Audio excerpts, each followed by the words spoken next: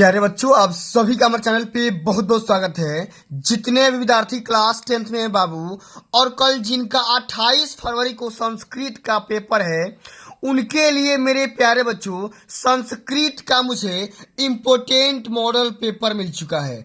अब जैसे ये मुझे मॉडल पेपर मिला, मैंने क्या किया, इसका तुरंत 3 घंटा लगा करके पूरे पेपर का सॉल्यूशन तैयार कर लिया।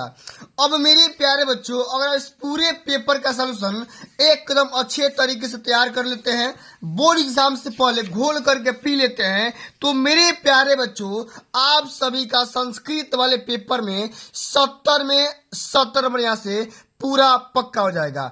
बिल्कुल ऐसा ही 28 फरवरी को संस्कृत का पेपर पूछा जाएगा, जैसा कि आप यहाँ पे पेपर को देख पा रहे हैं।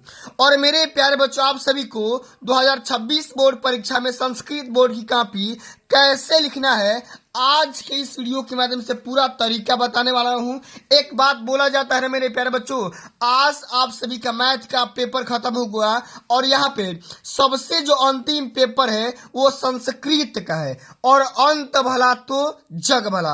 अगर आप कहीं ना कहीं बोर्ड एग्जाम के पेपर में, संस्कृत वाले पेपर में अगर गलती से भी गलती हो जाएगी तो सारा रिजल्ट खराब हो सकता है मेरे प्यारे बच्चों। इसको एकदम आराम से पूरा बढ़िया से पूरा पेपर ध्यान से समझ लीजिए, और संस्कृत वाले पेपर में भी मैथ की तरफ फतेह कर देना मेरे साथियों। अब जैसे ही ये पेपर मिलेगा, जोश में होश नहीं खोना है। यहाँ पर एकदम अच्छे से अनुक्रमांक और यहाँ पर अपना नाम एकदम अच्छे तरीके से भर देना होगा। 70 नंबर की पूरा पेपर रहेगा। 30 नंबर प्रैक्टिकल से मिल जाएंगे, परेशान होने की कोई बात नहीं है। पेपर का आप यहाँ पे कोड देख सकते हैं, 818 डीपी कोड करके दिया गया है। अब मेरे प्यारे बच्चों, इस पूरे पेपर को सॉल्व करने के लिए आपके पास समय रहेंगे यहाँ पे 3 घंटे 15 मिनट। यहाँ पर कुछ नोट और निर्देश दिया गया है। एकदम सारे नोट को और सारे निर्देश को बारीकी से पढ़ना होगा, क्योंकि बहुत सारे बच्चों को संस्कृत समझ नहीं आती है। तो मैं पूरा तरीका बताऊंगा किस तरीके से संस्कृत वाले पेपर को आराम से बना करके सॉल्व करना है। एकदम ध्यान से देखिएगा, पूरा वीडियो के एंड तक जरूर देखिएगा, तभी जाकर के आप संस्कृत वाले पेपर में अच्छे से अच्छे मार्क्स लेकर के आ पाएंगे। चलिए, पहला हमारा जो सेक्शन होता है वो खंड अ होता है, जिसमें 20 नंबर के 20 बहुविकल्पी क्वेश्चन पूछे जाएंगे। तो सबसे पहले बहुविकल्पी बताऊंगा, उसके बाद मेरे प्यारे बच्चों आप सभी का मैं खंड ब का भी सॉल्यूशन बताने वाला हूं, समझिएगा। चलिए, अब पहला जो हमारा क्वेश्चन पूछा गया, जरा ध्यान दीजिएगा। कह रहा है कि प्रश्न संख्या 1 एवं 2 गद्यांश आधारित प्रश्न है। अब गद्यांश को ध्यान से पढ़िए और पढ़ करके उत्तर का चयन करिए। चलिए, इसमें जो पहला हमारा गद्यांश बोल रहा है कि रविंद्रनाथस्य जन्म कलिकत्ता नगरे एकादश दशतमे ख्रीष्टाब्दे मई मासस्य सप्तमे दिवसे 7 मई 1861 अभवत। यानी कि अब इसका मतलब क्या हुआ कि रविंद्रनाथ का जन्म कलकत्ता के, ठीक ना, कलकत्ता में बात करेंगे कि 7 मई को 1861 में उनका जन्म हुआ था, समझ गए। अब देखो लिखा गया कि अस्य जनकः देवेंद्रनाथ जननी शारदा देवी चाता। अब इसका मतलब ये हुआ कि उनके, ठीक ना, उनके पिता का नाम देवेंद्रनाथ और माता का नाम शारदा देवी था। रविंद्रनाथ से जन्म एकस्मिन् संभ्रांते समृद्धे ब्राह्मण परिवारे जातम। रविंद्रनाथ का जन्म सम्राट परिवार में, एक ब्राह्मण परिवार में हुआ था। अब ये पूरा बात समझ में आ गया। अब समझने के बाद मेरे प्यारे बच्चे देखो, पहला वाला जो हमारा क्वेश्चन पूछा गया, जरा ध्यान दीजिएगा। कह रहा है कि उक्त गद्यांश का शीर्षक क्या होगा। शीर्षक मतलब पाठ का नाम, शीर्षक मतलब पाठ का नाम। अब जाहिर सी बात है भैया, इसमें किसकी बात हो रही है, तो रविंद्रनाथ टैगोर की बात हो रही है। तो कोई बच्चा कितना भी कमजोर होगा ना, एकदम आराम से कर पाएगा। क्या हो जाएगा इसका राइट आंसर, यहाँ पर विश्व कवि रविंद्र, क्या हो जाएगा, विश्व कवि रविंद्र हो जाएगा। तीसरा वाला ऑप्शन एकदम यहाँ पे राइट आंसर हो जाएगा। अब इसी तरीके से आगे देख लेते हैं। एक एक क्वेश्चन इंपोर्टेंट है, सभी क्वेश्चन को पेपर से पहले तैयार करना है। चलिए, अगला हमारा क्वेश्चन ये पूछा गया है कि रविंद्रनाथ कस्मिन नगरे जन्म लेभे। अब देखो, पहले लाइन में लिखा गया था कि रविंद्रनाथ कहाँ पे जन्म लिए थे, तो कलिकत्ता नगरे, यानी कि कलकत्ता में जन्म लिए थे। मैंने आपको जस्ट बताया। अब अगला हमारा क्वेश्चन क्या पूछा गया है कि गुरु नानक थस्य पितु नाम किम, यानी गुरु नानक जी के पिता का क्या नाम था मेरे प्यारे बच्चों, ये आपको बताना होगा। तो क्या नाम था, कालू मेहता। क्या नाम हो जाएगा? कालू मेहता। एक बार याद करना कि गुरु नानक जी के पिता का नाम कालू मेहता हो जाएगा। समझ गए? अब आगे समझते हैं। अगला हमारा क्वेश्चन ये पूछा गया है कि पृथ्व्या कति रत्नानि संति, यानी कि पृथ्वी के कितने रत्न हैं ये आपको बताना होगा। तो मेरे प्यारे बच्चों, पृथ्वी के 3 रत्न है। कितने? 3 रत्न है। त्रिणी का मतलब होता है 3 रत्न। समझ गए? चलिए, अब अगला हमारा क्वेश्चन क्या पूछा गया है कि भाषासु मुख्या मधुरा अस्ति। ठीक ना? अब इसका आंसर क्या होगा मेरे प्यारे बच्चों, समझिएगा।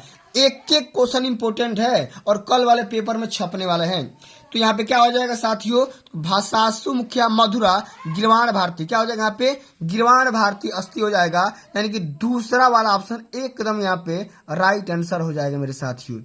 अब इसी तरीके से आगे देखते हैं। अगला हमारा क्वेश्चन क्या पूछा गया है कि छियंते खलु भूषणानि सततम वाग्भूषणम सुक्ति कस्मिन् पठस्य अस्ति। अब ये जो सुक्ति है किस चैप्टर से लिया गया है ये आपको बताना होगा मेरे प्यारे बच्चों। तो ये लिया गया सुक्ति सुधा से। एक कदम आराम से पूरा पेपर जब देख लोगे 2-3 बार पूरा याद हो जाएगा। समझ गए? चलिए, अब अगला हमारा क्वेश्चन क्या पूछा गया है कि अभिवादनशीलस्य वृद्धोपसेविनः। अब इसमें क्या हो जाएगा भैया? रिक्त स्थान में यहाँ पे क्या हो जाएगा? अभिवादनशीलस्य। ठीक ना? अभिवादनशील के बाद में क्या होगा? नित्यम। क्या हो जाएगा यहाँ पे? नित्यम वृद्धोपसेविनः। इस तरीके से हमारा दूसरा वाला ऑप्शन इसमें करेक्ट आंसर हो जाएगा। अब आगे देखते हैं। अगला हमारा क्वेश्चन क्या पूछा गया है। एक कदम आराम से सारा क्वेश्चन आसान कर सकते हैं कि गांधी कुत्र जन्म लेभे। गांधी जी कहाँ पर जन्म लिए थे ये आपको बताना था। ठीक ना? क्या हो जाएगा? पोरबंदर नगरे, यानी गुजरात के पोरबंदर नामक यहाँ पे स्थान पे हुआ था इनका जन्म। समझ गए? ये तो आप लोग बचपन से ही पढ़ते आ रहे होंगे, आराम से कर सकते हैं।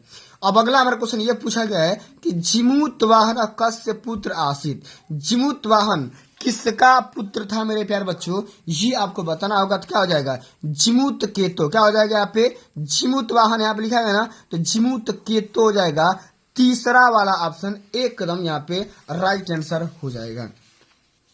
अब आगे समझते हैं। अगला हमारा क्वेश्चन क्या पूछा गया है कि अफताबः कस्य पाठस्य पात्रः अस्ति, यानी कि अफताब किस पाठ का पात्र है मेरे प्यारे बच्चों ये आपको बताना होगा।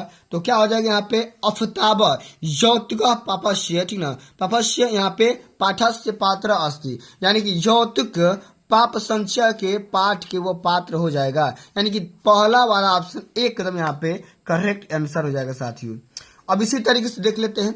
अगला जो हमारा क्वेश्चन आएगा उपखंड सेकंड आएगा, जो कि यहाँ से 10 नंबर के क्वेश्चन ग्रामर से ही कुछ रहेंगे। समझ गए? चलिए, क्वेश्चन बोल रहा है कि क वर्गस्य उच्चारण स्थानम अस्ति, यानी कि क का उच्चारण स्थान क्या होगा ये आपको बताना होगा। समझिएगा। तो क्या हो जाएगा साथियों? क का हो जाएगा कंठ से। क्या हो जाएगा? क ख ग घ अंग का किससे हो जाता है? तो कंठ से हो जाता है। क वर्ग के जो भी अक्षर होंगे उनका कहाँ से उच्चारण होता है? तो कंठ से करते हैं। समझ गए? ये क्वेश्चन इंपोर्टेंट है, कई बार पेपर में आ चुका है, इसको ध्यान से देख लीजिएगा। अब बोल रहा है कि महेश्वर सूत्राणी संख्या, महेश्वर सूत्र की कितनी संख्या है ये आपको बताना होगा। तो कितनी है मेरे प्यारे बच्चों? 17 है कुल मिलाकर के। तो क्या हो जाएगा?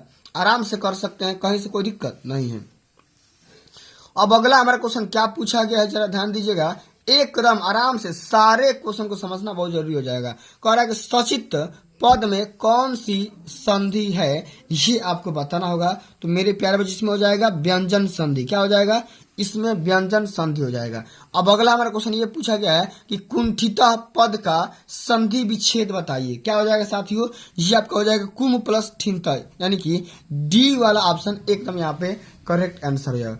इसी तरीके से आगे देखते हैं कि नद्या पद किस विभक्ति और किस वचन का रूप है ये आपको बताना होगा। ये हो जाएगा षष्ठी विभक्ति और द्विवचन। मतलब कि जो भी बच्चा इस क्वेश्चन का तीसरा नंबर आंसर लगाएगा उसके यहाँ पे राइट आंसर हो जाएगा। अब राजन शब्द के प्रथमा विभक्ति और एक वचन का रूप क्या होगा ये आपको बताना होगा। ये हो जाएगा मेरे प्यारे बच्चों राजन। सेम टू सेम वही वाला हो जाएगा, आराम से इसको तैयार कर सकते हैं। अब आगे देख लेते हैं। एक एक प्रश्न बताऊंगा मेरे प्यारे बच्चों, परेशान होने की कोई बात नहीं है क्योंकि बहुत ज्यादा टाइम लगा है इसका सॉल्यूशन तैयार करने में। अब भवामी रूप किस लकार का शब्द है ये आपको बताना होगा। तो हो जाएगा लट लकार। क्या हो जाएगा यहाँ पे? लट लकार। चौथा वाला ऑप्शन यहाँ पे राइट आंसर हो जाएगा। अब आगे समझते हैं कि पिबती रूप है। अब पिबती कौन सा रूप है आपको बताना होगा साथियों। ये हो जाएगा लट लकार प्रथम पुरुष और यहाँ पर एक वचन, मतलब कि तीसरा वाला ऑप्शन यहाँ पे करेक्ट आंसर होगा। आगे समझते हैं कि यथाशक्ति में कौन सा समास है। यथाशक्ति माने शक्ति के अनुसार, और जहाँ पे यथाशक्ति आ जाएगा, ठीक है, शक्ति के अनुसार आ जाएगा, वहां पर कौन सा समास होगा मेरे प्यारे बच्चों, वहां पर हो जाएगा अव्ययी भाव समास। मुट्ठी भर भी आएगा तो अव्ययी भाव होगा। समझ गए? एकदम आराम से सारे क्वेश्चन को समझना बहुत ही जरूरी हो जाता है। चलिए, त्रिभुवनम का समास विग्रह क्या होगा? त्रिभुवन, अब 3 भुवन का जब समूह आएगा जहां पर, ठीक ना, तो वहां पर क्या हो जाएगा? त्रयाणाम भुवनाम समाहार, यानी कि पहला वाला ही ऑप्शन इसमें करेक्ट आंसर हो जाएगा साथियों। इसी तरीके से सारे क्वेश्चन पेपर को खूब बढ़िया तरीका से तैयार करके चले जाएंगे तो बोर्ड एग्जाम के पेपर में एकदम धुआं धुआं कर देंगे। समझ में आ गया ना? चलिए, अब अगला जो हमारा सेक्शन पूछा जाएगा वो खंड ब पूछा जाएगा, जिसमें यहाँ पे देख सकते हैं 50 नंबर के क्वेश्चन पूछे जाते हैं सेक्शन सेकंड से। एक एक प्रश्न बताऊंगा, परेशान मत होना, ठीक ना। चलिए, अब देखो पहला जो इसमें क्वेश्चन पूछा गया है, समझिएगा, कह रहा है कि सभी प्रश्नों को हल करना अनिवार्य है। निर्देश बोल रहा है कि निम्नलिखित गद्यांशों में से किसी एक गद्यांश का हिंदी में अनुवाद करना है। क्या करना है? हिंदी में केवल अर्थ लिखना है। तो या तो ये वाला ऊपर वाला करिए, नहीं तो नीचे वाला करिए। तो हम यहाँ पे करेंगे कालिदास वाला। क्या करेंगे? कालिदास। सबसे पहले पैसेज को पढ़िए और पैसेज को पढ़ने के बाद इसका आंसर निकालिए कि महाकवि कालिदास संस्कृत कविनाम मुकुटमणिरस्ति न केवलम भारतस्य देशस्य अपितु समग्र विश्वस्य उत्कृष्टस्य कविषु स एकत्वो अस्ति। अब देखो एक एक चीज का अर्थ समझिएगा। इसका अर्थ क्या हो जाएगा? सबसे पहले संदर्भ बोला है लिखने के लिए, तो आपको यहाँ पे हेडिंग लगा देना होगा। प्रश्नोत्तर संख्या पहला, संकेत में लिख देंगे शुरुआत का 2-3 शब्द और अंत का 2-4 शब्द। इतना करने के बाद संदर्भ में लिखेंगे कि प्रस्तुत गद्यांश हमारी पाठ्य पुस्तक संस्कृत के गंधखंड में संकलित कवि कुल गुरु कालिदास शीर्षक से लिया गया है या उद्धृत है। एकदम आराम से कर देंगे, पूरा मार्क्स यहाँ से मिल जाएगा मेरे प्यारे बच्चों। और रही बात इसका सॉल्यूशन के लिए, तो यहाँ से लेकर यहाँ तक अर्थ क्या लिखेंगे कि महाकवि कालिदास संस्कृत के कवियों की मुकुटमणि है। न केवल भारत देश के ही नहीं अपितु संपूर्ण संसार के श्रेष्ठ कवियों में से अद्वितीय है, यानी कि यूनिक है। एकदम आराम से कर सकते हैं। यहाँ देखो लिखा गया है कि तस्यान वद्याकृति कौमुदी देशे देशांतरेषु प्रसिद्धरानी। अब इसका मतलब क्या हुआ कि भारत देश में उनकी निर्मल कीर्ति चंद्रिका देश देशांतर में फैली हुई है, एकदम प्रकाश की तरह, ठीक ना। आगे लिखेंगे कि भारत देश से जन्म लभ्य स्व कवि करणाम देव वाणी मल कुर्वणाम स न केवलम भारतस्य कवि अपितु विश्व विस्तृत सर्वराप दृश्यते। अब इसका मतलब क्या हुआ कि भारत देश में जन्म प्राप्त करके अपने कवि कर्म से देववाणी अर्थात संस्कृत भाषा को अलंकृत करते हुए वे केवल भारतवर्ष के ही नहीं, ठीक ना, कवि नहीं है, अपितु विश्व कवि के रूप में भी उनका आदर किया जाता है। एकदम आराम से इसी चीज को 2-3 बार देख लोगे, पूरा बढ़िया से एकदम याद हो जाएगा। समझ गए ना? चलिए अब आगे देख लेते हैं अगला हमारा क्वेश्चन क्या पूछा गया है। इसी प्रकार का क्वेश्चन रहेगा, उसका भी यहाँ पे क्या करना होगा, आराम से सॉल्व करना होगा। समझ गए? चलिए देखो ये वाला बोला गया ना, ये वाला क्वेश्चन। अब देखो दूसरा नंबर में क्वेश्चन में क्या बोल रहा है कि निम्नलिखित पाठों में से किसी एक पाठ का सारांश आपको लिखना होगा। अब 3 ऑप्शन दिया गया है, मोहनदास मालवीय के बारे में, आदि शंकराचार्य के बारे में और कवि कुलगुरु कालिदास के बारे में। अब तीनों में से किसी एक के बारे में आपको यहाँ पे लिखना होगा खूब बढ़िया तरीका से।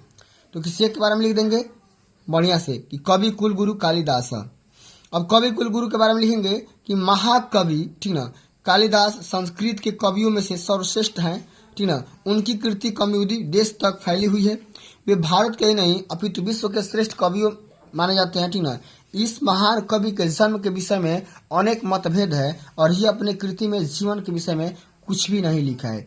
एकदम आराम से यहाँ पे सॉल्व कर देंगे, पूरा नंबर मिल जाएगा। इसी तरीके से इनके जन्म स्थान और समय के बारे में लिख देंगे कि कालिदास, ठीक ना, विक्रमादित्य के सभारत्न थे। कोई विद्वान इन्हें चंद्रगुप्त द्वितीय का समकालीन मानता है तो कोई इनको विक्रमादित्य के समकालीन मान्यता है, ठीक ना।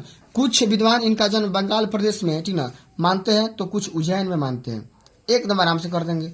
और रही बात कुल के बारे में लिख देंगे कि कालिदास के, ठीक ना, कृतियों में वर्ण व्यवस्था को देखकर इन्हें ब्राह्मण कुल में जन्म माना जाता है। ये शिव उपासक थे, फिर भी इन्हें राम में अपार श्रद्धा थी। एकदम सारे क्वेश्चन को कर देंगे। और अंत में रही बात यहाँ पे इसके बारे में, रचना के बारे में, तो रघुवंशम, कुमार संभवन, मेघदूतम, अभिज्ञान शकुंतलम, इस तरीके से सारा यहाँ पे इनकी रचना के बारे में लिख दोगे ना, पूरा यहाँ से 4 नंबर आपका पक्का हो जाएगा मेरे साथ ही, समझ गए। चलिए अब अगला हमारा क्वेश्चन क्या पूछा गया है, जरा ध्यान से समझिएगा। एक एक क्वेश्चन इंपॉर्टेंट है, सभी क्वेश्चन को पेपर से पहले तैयार करना होगा। चलिए क्वेश्चन बोल रहा है कि निम्नलिखित श्लोक में से किसी एक श्लोक का संदर्भ सहित हिंदी में व्याख्या करना होगा, यानी कि अनुवाद करना होगा, समझ गए। तो या तो ये वाला करिए और नहीं तो ये वाला करिए, दोनों में से कोई एक यहाँ पे करना होगा। तो हम यहाँ पे करेंगे अभिवादन शिलस्य नित्यम वृद्धो पश्य विनः चत्वारि तस्य वर्तते आयुर्विद्या यशोबलम। इस वाले पद्यांश को किस तरीके से आपको श्लोक सहित यहाँ पे संदर्भ सहित व्याख्या करना होगा, समझिएगा। मैंने बोला ना प्रश्नोत्तर संख्या तीसरा लगा देना, संकेत जरूर लगाना, शुरुआत का 2-3 शब्द और अंत का 1-2 शब्द लगा देना, ठीक ना। संदर्भ में लिखेंगे कि प्रस्तुत श्लोक हमारी पाठ्य पुस्तक संस्कृत के पदखंड पद्यम पीयूषम के विद्यार्थी चर्या शीर्षक पाठ से लिया गया है या उद्धृत है। इस तरीके से कर दोगे, यहाँ से 2 नंबर मिल जाएगा। और रही बात अनुवाद कर दोगे तो 2 नंबर मिल जाएगा।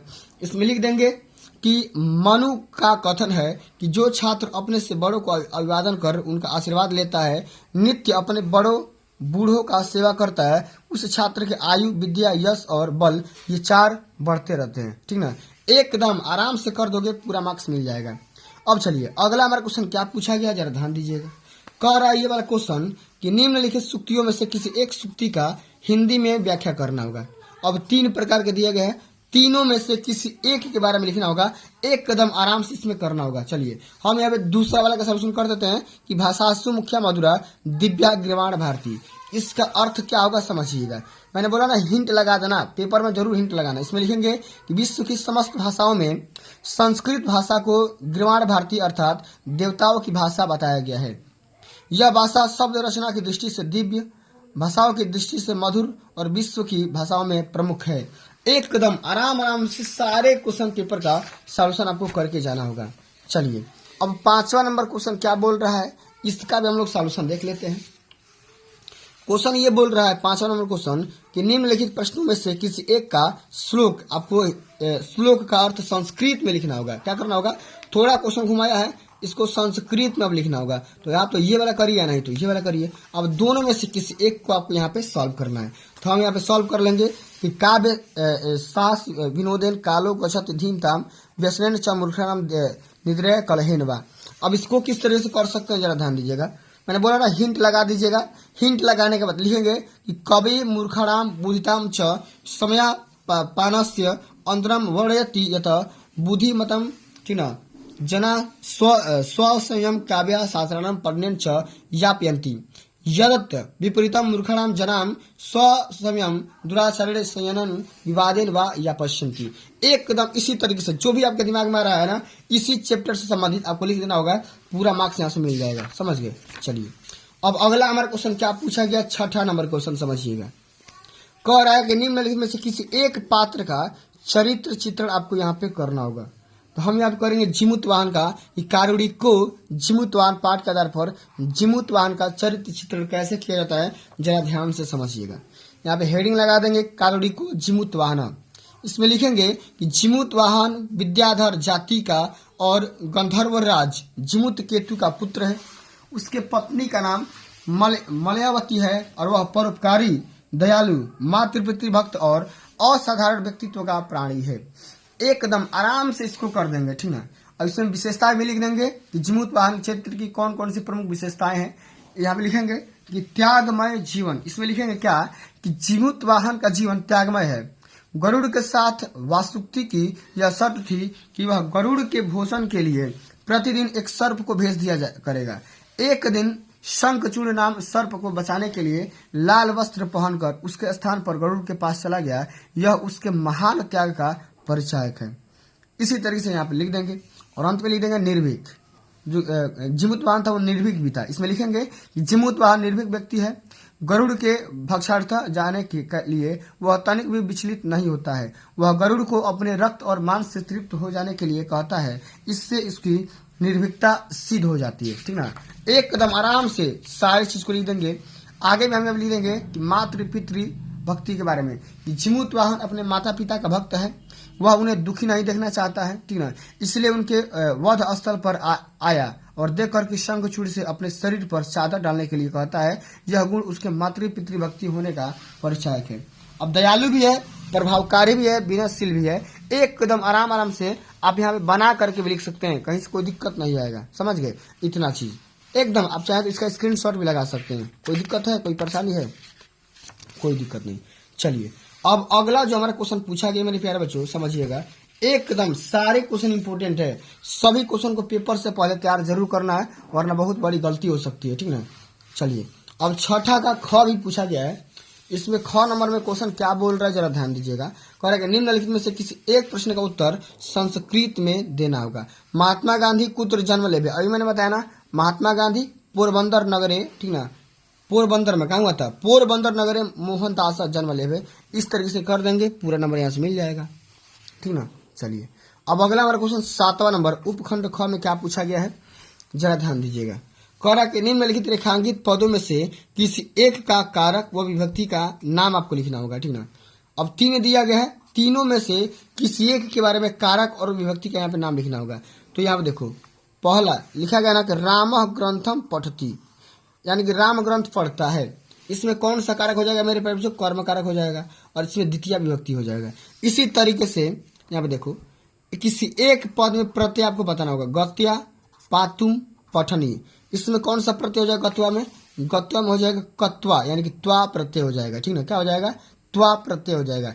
एकदम आराम आराम से पूरा पढ़ लोगे ना, नंबर आ जाएगा। चलिए अगला हमारा क्वेश्चन ये पूछा गया है कि निम्नलिखित में से किसी एक का वाच्य परिवर्तन करना है कि बालक चंद्र पश्यन्ति त्वया अहम अदृश्यते रामः वेदम पठतु। इसमें किस तरह से करेंगे? तो कर देंगे चंद्रम चंद्र बालके दृश्यते। एकदम पहला वाला का पहला ही कर देंगे। अब 9 नंबर में कुछ सवाल पूछा गया है, समझिएगा। और किन्हीं 3 वाक्यों का संस्कृत में अनुवाद देना है। किस समय तुम कहाँ जा रहे हो? यह घर सुंदर है। भानु या शशि जाता है। ठीक ना, विद्यालय के दोनों ओर एक नदी बहती है और मैं गेंद से खेलता हूँ। कैसे सॉल्व करेंगे जरा ध्यान दीजिएगा, एकदम आराम से। इस समय तुम कहाँ जा रहे हो, इसका अर्थ क्या होगा? इदानी त्वम कुत्र गच्छसि। अब देखो, यह घर सुंदर है। इदम गृहम सुंदरम अस्ति। अब देखो ये वाला, विद्यालय के दोनों नदी है ना, तो विद्यालयम उभयतः एका नदी बहती। एकदम आराम से कर दोगे भाई, बना बना के भी कर सकते हो, कहीं से कोई दिक्कत नहीं आएगा। चलिए अब अगला हमारा क्वेश्चन क्या पूछा गया है जरा ध्यान दीजिएगा, आराम से समझिएगा। ठीक है, एक एक क्वेश्चन इंपॉर्टेंट है मेरे प्यारे बच्चों, समझ गए ना। चलो देखो 10वां नंबर पहले क्वेश्चन समझो पूरा। कह रहा है कि निम्नलिखित में से किसी एक विषय पर संस्कृत में 8 वाक्यों में निबंध लिखना होगा। परोपकारः, सदाचारः, अहिंसा परमो धर्मः, संस्कृत भाषा से महत्वम और विद्या पे। अब 5 गो टॉपिक दिया गया है, पांचों में से किसी एक टॉपिक के ऊपर आपको यहाँ पे 8 यहाँ पे लाइन लिखना होगा, निबंध लिखना होगा। तो परोपकार के ऊपर किस तरीके से लिखेंगे?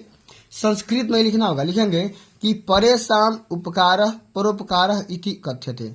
ठीक है, पहला लाइन हो जाएगा। दूसरा लाइन में लिखेंगे कि परोपकार मानवानाम एक श्रेष्ठ गुणम अस्ति, ये दूसरा लाइन हो जाएगा। नद्या स्वकिम जलम स्वयं न पिबती। ठीक ना, इस तरीके से हो जाएगा। वृक्षा परोपकाराय फलानि गच्छन्ति, इस तरीके से हो जाएगा। परोपकारी जन स्वार्थम त्वया परहितम करोति, सजनानम भूत विभूतिम परोपकाराय एवं भवन्ति। आगे लिख देंगे मेरे प्यारे बच्चों कि परोपकारेण मनसि शांति सुखम च जाते और अस्मिन संसारे परोपकार पुरस्य कार्यम अस्ति। इस तरीके से आपको 8 लाइन कोई भी चीज यहाँ पे रट लेना है, क्योंकि यहाँ पे अभी बहुत ही टाइम है, आराम से कर सकते हैं, कहीं से कोई दिक्कत नहीं आएगा। अब 11 नंबर बोल रहा है कि निम्नलिखित पदों में से किसी 2 पदों का संस्कृत वाक्यों में प्रयोग करना होगा। हिमालय, कृषक, सर्वत्र, मम और यहाँ विद्यालय। कोई भी 2 वाक्य ले लीजिए, उसका यहाँ पे संस्कृत में यूज करके दिखा दीजिए। हिमालय का क्या हो जाएगा? हिमालय अनेक ऋषय तपस्या कुर्वन्ति, हिमालय पर अनेक प्रकार के ऋषि तपस्या करते हैं। कृषक में क्या हो जाएगा? कृषक क्षेत्रे कार्यम करोति, कृषक क्या करते हैं, क्षेत्र में काम करते हैं, समझ गए। इस तरीके से मेरे प्यारे बच्चों आप सभी को बोर्ड एग्जाम के पेपर में संस्कृत कॉपी का सॉल्यूशन भी करना होगा, और इस प्रकार से टॉपर जैसा कॉपी लिख दोगे मेरे प्यारे बच्चों पूरा मार्क्स मिल जाएगा, एक भी आपका नंबर कटने का चांस कम हो जाता है, ठीक ना। और बहुत सारे विद्यार्थी संस्कृत में अच्छा खासा नंबर लेकर के आते हैं, समझ में आ गया ना। तो चलिए बच्चों आज के लिए बस इतना ही। अगर ये वीडियो आप सभी को समझ में आया होगा, पसंद आया होगा, तो वीडियो को एक प्यारा सा लाइक कर देना, जितना हो सके वीडियो को आप लोग शेयर भी कर देना, चैनल पर नए हो तो सब्सक्राइब जरूर करना। मिलते हैं अगली वीडियो में, तब तक के लिए जय हिंद, जय भारत, वंदे मातरम।